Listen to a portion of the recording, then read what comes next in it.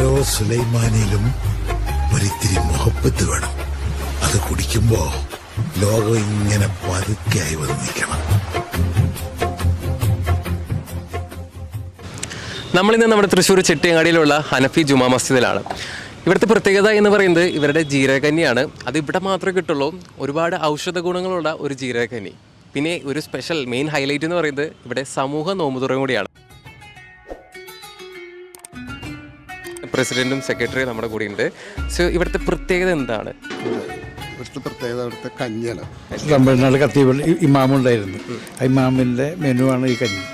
ഒരു 10-40 കൊല്ലമായി അയാൾ പോയിട്ട് ആ കഞ്ഞി ഇവിടുത്തെ കഞ്ഞിവെപ്പുകാരന് പറഞ്ഞു കൊടുത്തിട്ട് അയാൾക്ക് മാത്രമേ ഇതിൻ്റെ കൂട്ടുകൾ അറിയുള്ളൂ. അനേകം മറ്റ് മരുന്നുകൾ കൂടിയിട്ടാണ് ഈ കഞ്ഞി ഉണ്ടാക്കുന്നത്. ഔഷധ കഞ്ഞിയാണ് ശരിക്കും പറഞ്ഞത്. ഇത് ഇവിടെ ഒരു 1200 പേര് ഇവിടെ നോമ്പ് തുറക്കാനും അത്രയ്ക്ക് തന്നെ പുറത്തും കൊടുത്തേക്കുന്നുണ്ട്.